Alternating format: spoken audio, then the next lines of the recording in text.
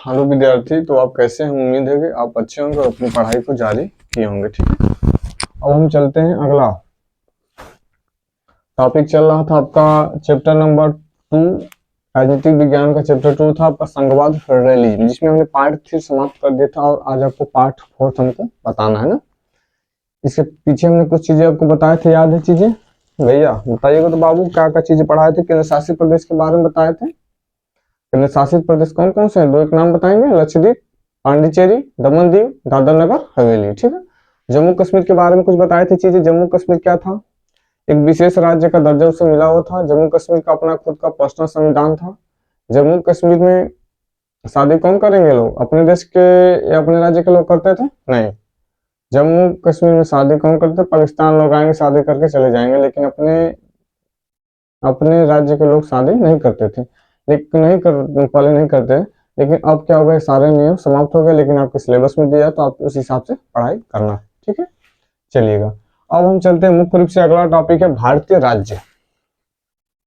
अब इसमें टॉपिक दिया, इनको देखें, 2-2 नंबर का प्रश्न बनता हुआ जाएगा। भारतीय राज्य के बारे में समझेंगे। हमारे राज्य जानते हैं, भारत एक संघ, भारत क्या यूनियन है, अर्थात भारत एक संघ जिसमें बहुत सारे राज्य वो केंद्र शासित प्रदेश है। इसमें 8 राज्य तथा 28 राज्य तथा 8 केंद्र शासित प्रदेश हैं। तो भारतीय राज्य के बारे में समझेंगे कि भाषा के आधार पर प्रांतों का गठन प्रारंभ हुआ, जिसमें प्रथम राज्य आंध्र प्रदेश था। तो भारतीय राज्य का मतलब कि भाषा के आधार पर हमारे यहाँ राज्यों का गठन होना प्रारंभ हुआ था। याद रहे, मतलब जानते हैं कि भारत में 28 राज्य, हर राज्यों का अलग अलग भाषाएं हैं। अभी उत्तर प्रदेश में देख रहे हैं तो हिंदी, उर्दू भी बोली जाती है। बिहार में वही हाल है, हिंदी बोली जाती है। और भोजपुरी अभी भाषा का दर्जा उनको नहीं मिला है भोजपुरी को। वहीं चले जाइए उड़ीसा में तो उड़िया बोला जाता है, गुजरात में गुजराती बोला जाता है, महाराष्ट्र में मराठी बोला जाता है। इसी प्रकार से जब भारतीय राज्य का निर्माण, जब मुख्य रूप से बता रहे कि भारतीय राज्य थे, इसमें क्या क्या विशेषताएं हैं, तो भाषा के आधार पर प्रांतों का गठन प्रारंभ हुआ था। मतलब भाषा के आधार पर भारत में अप्रांत, अप्रांत का मतलब होता है राज्य का गठन होना प्रारंभ हुआ था, जिसमें प्रथम राज्य कौन सा था? आंध्र प्रदेश था। तो पूछेगा कि भारत में भाषा के आधार पर गठित होने वाला पहला राज्य का नाम बताइए। तो आंध्र प्रदेश से, जो गठित हुआ था 1953 में। आंध्र प्रदेश 1953 में गठित हुआ था। ठीक है विद्यार्थी, आगे चीज, यह प्रथम बार वर्ष 1956 में क्या हुआ? प्रभावी हुआ। कहने का मतलब यह प्रथम बार अर्थात गठित तो हुआ 1953 में, प्रथम राज्य 1953 में गठित हुआ, जिसमें गठित क्योंकि राम लाला ऐसे कुछ नाम था उस व्यक्ति का, पोटू ऐसे कुछ नाम तो समझ लीजिए, कुछ नाम तो दिमाग में नहीं आ रहा है। वो क्या था, उसने कहा कि आंध्र भाषा के आधार पर राज्यों का गठन प्रारंभ हुआ था। आंध्र प्रदेश का व्यक्ति ने कहा कि नहीं, भाषा के आधार पर राज्यों का गठन होना चाहिए, पहला राज्य मतलब मांग करने लगा। पंडित जवाहरलाल नेहरू उसमें प्रधानमंत्री थे, सोचे कि नहीं, भाषा के आधार पर राज्यों का गठन होगा तो फिर राज्य में विविधताएं आ जाएंगी। अभी जल्द ही देश आजाद हुआ है, इसलिए वो नहीं चाहते थे कि भाषा के आधार पर राज्यों का गठन हो।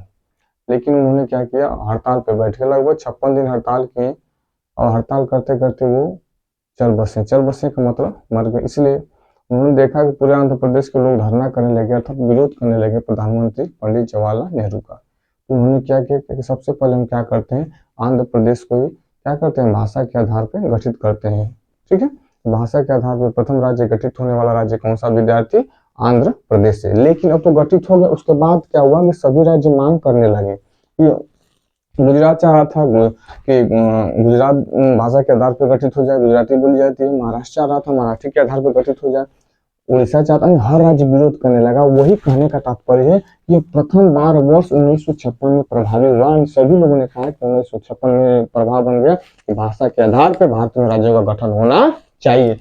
तो पहला गठित राज्य कौन था? आंध्र प्रदेश था 1953 में। लेकिन पूरे सभी लोगों ने विरोध करने लगा, सभी लोगों ने मांग की कि भाषा के आधार जब आंध्र प्रदेश का गठन हो सकता है तो महाराष्ट्र का भी गठन होना चाहिए, गुजरात का भी गठन होना चाहिए, उड़ीसा का भी गठन होना चाहिए, असम का भी होना चाहिए। मुख्य रूप से भाषा के आधार पर राज्यों का गठन मुख्य रूप से किस वर्ष प्रभावी हुआ, किस वर्ष स्टार्ट हुआ? तो 1956 में। 1956 में, याद हो भैया। आगे, कुछ राज्य जिनका गठन भाषा के आधार पर न होके 3 चीजों के आधार पर हुआ, वो राज्य कौन कौन से? याद रहे, कुछ ऐसे राज्य हैं जिनका गठन भाषा के आधार पे नहीं हुआ है। वो कौन कौन से राज्य हैं? तो 3 राज्य देखिए, किसके आधार पर उनका गठन हुआ है? तो संस्कृति के आधार पर, कल्चर के आधार पर उनका गठन हुआ था, भूगोल के आधार पर तथा जातीयता के आधार पर इन राज्यों का गठन हुआ था। तो देखेंगे कल्चर के आधार पर किन राज्य का गठन हुआ था? संस्कृति के आधार पर नागालैंड का कल्चर जानते ही है, वहाँ के लोगों पहले कल्चर ज्यादा था कि कपड़े लत्ते भी नहीं पहनते थे, ऐसे ही लोग रहते थे, लेकिन धीरे धीरे कल्चर में सुधार हुआ। अर्थात कल्चर के आधार पे, कल्चर का मतलब होता है संस्कृति, रहन सहन के आधार पे किस राज्य का गठन हुआ था, तो नागालैंड का गठन हुआ था। याद रहे विद्यार्थी, तो संस्कृति के आधार पे किस राज्य का गठन हुआ था, नागालैंड का। तथा भूगोल का मतलब पहाड़ पठार के आधार पे देखा गया, कहाँ बहुत बड़ा पर्वत है, पठार है, तो भूगोल के आधार पे किस राज्य का गठन हुआ है, उत्तराखंड का। किस राज्य का गठन हुआ है, उत्तराखंड का। तथा जातीयता के आधार पे कि किस समूह के लोग, किस जाति के लोग यहाँ पे निवास कर रहे हैं, रह रहे हैं, किस्म का रहन, मतलब जातीयता का मतलब वहाँ पे जातियां, तमाम प्रकार की रहन सहन का मतलब तरीका कुछ अजीब था। तो जातीयता के आधार पर गठित होने वाला राज्य कौन सा है, झारखंड है। कौन सा राज्य विद्यार्थी, झारखंड है। समझ में आ गया भैया। चलिए, तो भारतीय राज्य इतना क्लियर है। भारत में भाषा के आधार पर प्रांतों का गठन प्रारंभ हुआ था। पहला प्रांत गठन कौन हुआ था, तो आंध्र प्रदेश का गठन हुआ था भाषा के आधार पर 1953 में, 1953 में। उसके बाद सभी राज्य ने मांग करने लगा भाषा के आधार पर राज्यों का गठन होना चाहिए। तो मुख्य रूप से किस वर्ष प्रभावी हुआ कि भाषा के आधार पर राज्यों का गठन होगा ही होगा, तो वर्ष 1956 में। कुछ ऐसे भी राज्य हैं जिनका भाषा के आधार पर गठन नहीं हुआ था, वो 3 राज्य हैं। कौन कौन से विद्यार्थी, नागालैंड, उत्तराखंड और झारखंड। नागालैंड, उत्तराखंड और झारखंड। नागालैंड का गठन किसके आधार पर हुआ, तो कल्चर अर्थात संस्कृति के आधार पर। वो उत्तराखंड का गठन किसके आधार पर हुआ है, तो मुख्य रूप से भूगोल के आधार पर उसका गठन हुआ है। वो झारखंड का गठन किसके आधार पर हुआ, जातीयता के आधार पे हुआ है। ठीक है भैया। चलिए बाबू, भाषाई नीति को हम समझेंगे। भाषाई नीति क्या, हमारे यहाँ भाषा के बारे में बात होगी। अब जानते हैं कि भारत विविधताओं वाला देश है, इसमें तमाम प्रकार की भाषाएं हैं, बहुत सारी भाषाएं हैं, लेकिन मुख्य रूप से कितनी भाषाएं बोली जाती है, संविधान में लिखी गई, तो मुख्य रूप से 22 भाषाओं का इसमें नाम अंकित है। तो सबसे भाषा का जब बात हुआ किसको भारत में भाषा का दर्जा दिया जाए, तो सभी लोगों ने सोचा जैसे उत्तर प्रदेश, बिहार, पंजाब, इस सारे एरिया में सबसे ज्यादा इधर हरियाणा में हिंदी बोली जाती है। उन्होंने मांग की कि नहीं, यहाँ पे हिंदी को ही भारत का राष्ट्रीय भाषा कोटि गया। लेकिन दक्षिण भारत के राज्य जो तमिलनाडु हो गया, आंध्र प्रदेश हो गया, केरल हो गया, इन्होंने कहा कि नहीं, भाषा के आधार पे राष्ट्रीय दर्जा हिंदी को न दिया जाए। यहाँ पे उन्होंने कहा कि हमारी यहाँ तमिल को रखा जाए, मलयालम को रखा जाए, कन्नड़ को रखा जाए, इसलिए विरोध का मामला चला गया। इसके तहत भारत में किसी भी प्रकार का राष्ट्रीय भाषा नहीं है। याद रहे, भारत में पूछेगा भारत का राष्ट्रीय भाषा कौन सा है, तो भारत का कोई राष्ट्रीय भाषा नहीं है। उसका कारण क्या था, यहाँ के लोगों ने यानी उत्तर प्रदेश, बिहार, इस साइड के लोगों ने, उत्तर के लोगों ने, यानी उत्तर और दक्षिण दो प्रकार का उत्तर दक्षिण होता है ना, उत्तर भारत के लोगों ने कहा कि हिंदी को रखा जाए, लेकिन दक्षिण भारत के लोगों ने विरोध किया, नहीं हिंदी को क्यों रखें, रखना है तो तमिल को रखिए, मलयालम को रखिए, इसलिए विरोध होने लगा। इसलिए अंत में फैसला लिया कि भारत में कोई राष्ट्रीय भाषा नहीं होगा, भारत में बस राज्य की भाषा है, और वो राज्य की भाषा कौन है, हिंदी है। चलिए, भाषाई नीति का मतलब, हमारे संविधान में हिंदी को राजभाषा माना गया था। बता दिए कहानी क्यों माना गया था। यहाँ के लोगों ने, उत्तर भारत के लोगों ने सोचा कि हिंदी को बनाया जाए राष्ट्रीय भाषा, लेकिन दक्षिण भारत के लोगों ने विरोध किया कि तमिल को क्यों नहीं बना रहे, क्यों हिंदी को बना रहे हो। ये मामला चलता गया और अंत में फैसला लिया कि भारत में कोई भी राष्ट्रीय भाषा नहीं होगा, बस भारत में राज्य की भाषा होगा। कैसी भाषा होगा, अरे भारत में राजभाषा होगा। तो हमारे संविधान में हिंदी को कौन सा भाषा का दर्जा दिया गया है, राजभाषा का। किसका, राजभाषा का। भारत में केवल 40% लोग ही मातृभाषा हिंदी है। भारत में 40% लोगों को ही मातृभाषा क्या, हिंदी, बाकी लोगों का अपना अलग अलग भाषा है। तो याद रख पूछेगा भारत में हिंदी कितने प्रतिशत लोग बोलते हैं, मातृभाषा है, बोलने का मतलब कितने परसेंट लोगों की मातृभाषा है, तो 40%, 40%, 40%। आगे, भारतीय संविधान में हिंदी के अतिरिक्त 21 भाषाओं को अनुसूचित भाषा का दर्जा दिया गया। भारतीय संविधान में हिंदी के अतिरिक्त 21 भाषाओं को भी अनुसूचित भाषा का दर्जा दिया गया, अर्थात टोटल कितनी भाषाएं, 22। किस अनुसूची में आती है, तो अनुसूची कौन सी है, 8वीं अनुसूची में। किस अनुसूची में विद्यार्थी, 8वीं अनुसूची में। आगे, वर्ष 1965 में अंग्रेजी भाषा का प्रयोग सरकारी कार्य के लिए बंद कर दिया गया, अर्थात जब हिंदी को राजभाषा दर्जा दिया गया, उसी समय अंग्रेजी भी जोड़ दिया गया कि अंग्रेजी भी हमारे मतलब उसकी सरकारी भाषा रहेगी। उसके साथ जिसको हिंदी नहीं आता, अंग्रेजी बोलता, तो अंग्रेजी बोल सकता है। लेकिन अंग्रेजी को कब, याद रहे प्रश्न, वर्ष 1965 में अंग्रेजी भाषा का प्रयोग सरकारी कार्य के लिए बंद कर दिया गया। तो प्रश्न पूछेगा, सरकारी कार्य के लिए अंग्रेजी भाषा को कब बैन किया गया, बंद किया गया, प्रतिबंधित किया गया, वर्ष 1965 में। वर्ष 1965 में। इसके पहले अंग्रेजी साथ साथ में चलती थी, साथ साथ में चलती थी मतलब पहले चलती थी नहीं, हिंदी जो नहीं बोल पाते थे मतलब मुख्य रूप से संविधान में अंग्रेजी बोल सकते थे, लेकिन कहा गया मुख्य रूप से कि सरकारी कार्य के लिए अब अंग्रेजी का प्रयोग नहीं किया जाएगा। कब? 1965। यहाँ तक क्लियर विद्यार्थी? भाषाई नीति समझ में आ गई। हमारे संविधान में हिंदी को कौन सा भाषा का दर्जा है? राजभाषा को। भारत में केवल कितने प्रतिशत लोग मातृभाषा हिंदी है? तो मात्र 40% लोगों की। भारतीय संविधान में हिंदी के अतिरिक्त कितनी अनुसूचित कितनी भाषाओं को जोड़ा गया है? तो 21 भाषाओं को। कितनी? 21 भाषाओं को। किस वर्ष अंग्रेजी भाषा का प्रयोग सरकारी कार्य के लिए बंद कर दिया गया था? वर्ष 1965 में। वर्ष 1965 में। ठीक है, चलिए अगला देखेंगे, गठबंधन सरकार, कोलिशन गवर्नमेंट। गठबंधन सरकार क्या होता है? कोलिशन गवर्नमेंट क्या होता है?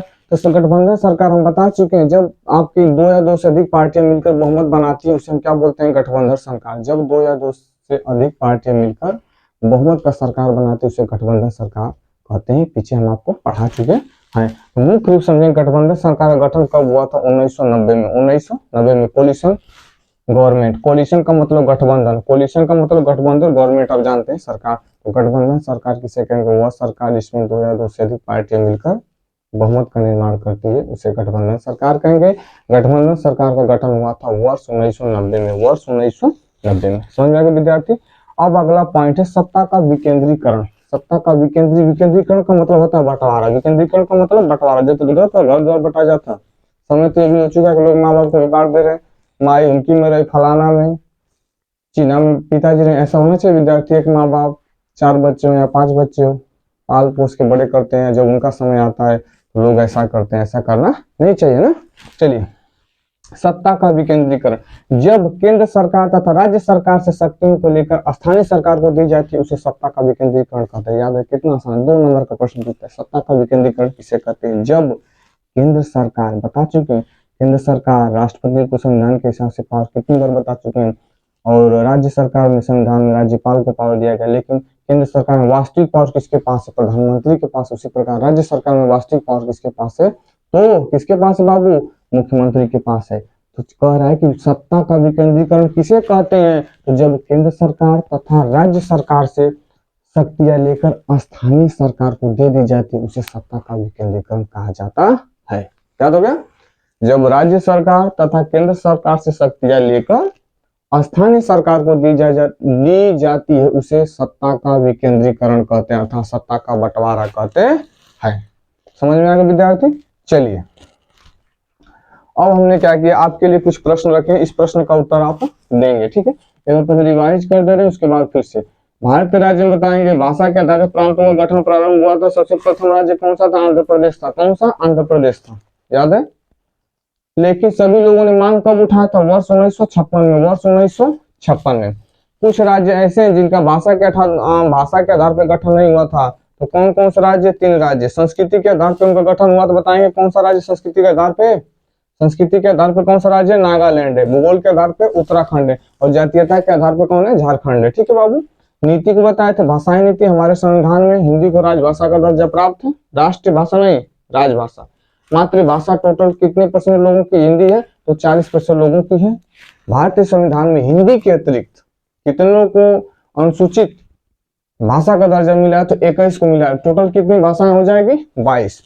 किस वर्ष अंग्रेजी को सरकारी कार्य के लिए बंद कर दिया गया, प्रतिबंध कर दिया गया? वर्ष 1965। गठबंधन सरकार का गठन कब हुआ? 1990। 1990। सत्ता का विकेंद्रीकरण किसे कहेंगे? जब केंद्र सरकार तथा राज्य सरकार से शक्तियां लेकर स्थानीय सरकार को दे दी जाए तो उसे सत्ता का विकेंद्रीकरण अथवा सत्ता का बंटवारा कहते हैं। विकेंद्रीकरण का मतलब बंटवारा होता है। अब आपके लिए हमने 2 प्रश्न दिए, इस प्रश्न का जवाब आप कमेंट बॉक्स में जरूर दीजिएगा। प्रश्न फर्स्ट, सूची कितने प्रकार की होती है? ऑप्शन दिए हैं, पहला 1 होती है, ऑप्शन दूसरा का 2 होती है, ऑप्शन तीसरा का 3 होती है और ऑप्शन चौथा का 4 होती है। इसमें से कौन सा सही है? आप प्रश्न लिख के इस तरह से प्रश्न नंबर फर्स्ट आंसर ऐसे लिख दिए, आंसर फर्स्ट का 1 2 3 में जिसका सही होगा उसका आप उस पर लिख देंगे। पहला का आंसर, तीसरा, पहला का आंसर, दूसरा, जो सही होगा ना कुल लिख दिया। एक के सही हुई विद्यार्थी। दूसरा, मुद्रा किस सूची का विषय है? ऑप्शन दिए राज्य सूची का विषय है पहला, दूसरा ऑप्शन दिए समवर्ती सूची का विषय, तीसरा ऑप्शन दिए संघ सूची का, चौथा क्वादन ये सभी। अब कौन सा किस सूची का विषय? आप इसका जवाब हमें कमेंट बॉक्स में जरूर दीजिएगा। ठीक है, अब इसका पार्ट अगले दिन आपको मिलेगा।